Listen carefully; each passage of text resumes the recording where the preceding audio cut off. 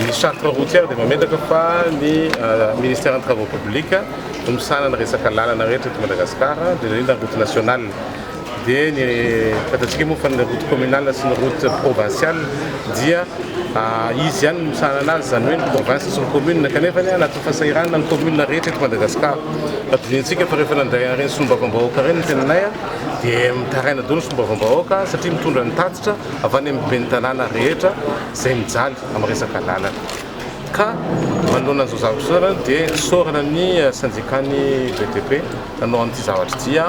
satria ny antony dia ny fifandraisan'ny ny orinasa rehetra miasa amin'ny travaux publics sy ny fanjakana zay zany ny antony dia mampiseho tsara hoe ny ministère des travaux publics dia solotena mpanjakana izay manohana tanteraka ny sehatra tsy miankina amin'ny fanjakana ary anisan'ny mampikatso ny firenena taloha dia ny fifandraisana izay tsy dia tsara loatra eo anivon'ny fanjakana sy ny olona tsy miankina amin'ny fanjakana.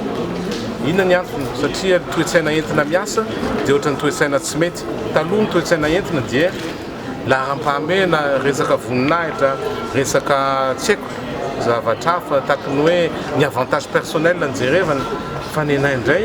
dia apetrakay tsara hoe laharam-pahamehana dia ny vahoaka malagasy dia ny orinasa rehetra izay manome asa sy manome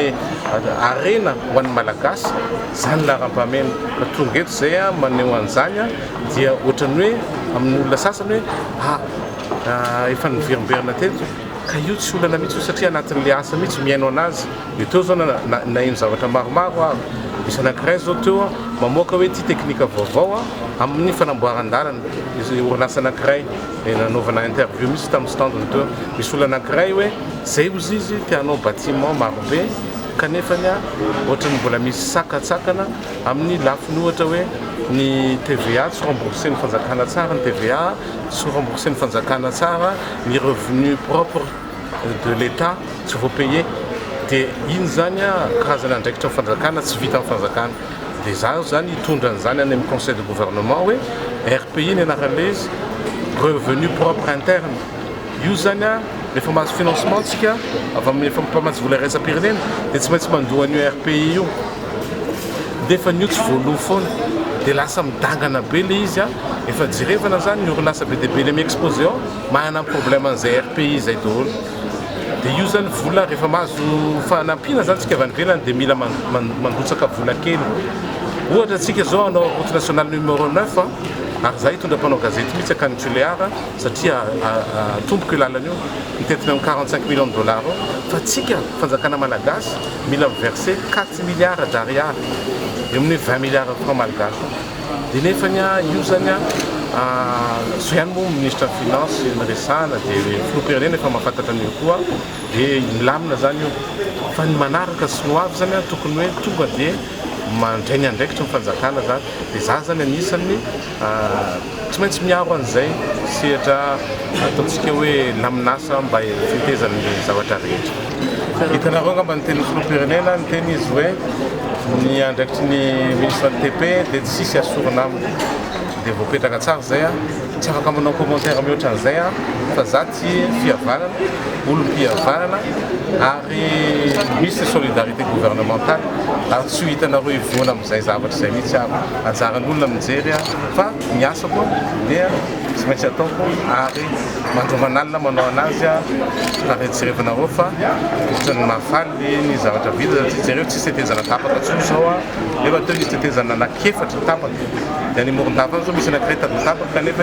efa misy orinasa mandeha miasa any dia manaraka izany RN2 efa misy lavaka be dia be efa voatapona ny RN6 RN7 mila sina tosika mafy dia mafy satria tena anatin'ny fahasahiranana be dia anomboka koa ny asa amin'ny RN6 RN7 tsy horena misy anankiray amin'le orinasa ambony ao anao ny RN6 dia nilaza izy hoe afaka herinandro izy mandefa olona io nazahoana vola mitentina eo 6 millions d'euros eo nameny Banque mondiale dia anatin'izany ihany koa rehefa partana rehetra dia anao lalantsika ary io tsy financement avy amin'ny fianakaviam-be raisam-pirenena fa avy amintsika ihany efa misy vita zao andeha atao inauguration any Toamasina dia eto koa zany misy ambany koa Antananarivo efa misy manomboka koa fianarantsoa. Resaka ny asantsika tsy maintsy atao raha ataontsika haingana ary ataontsika tsara. Teniko farany dia misy route nationale zay grenier Henri, zany hoe tena any zany tena amokarantsika vary. Reny route nationale reny lasa ohatran'ny ambany zavatra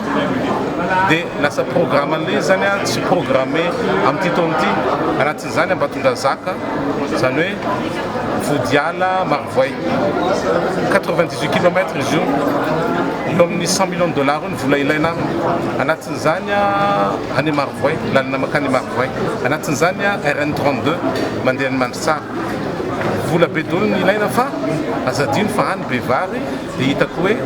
mba ahafahantsika manantena fa hidina ny vidim-bary, mba ahafahantsika manantena fa hamokatra vary be dia be ny mpamboly malagasy. Dia hozako hoe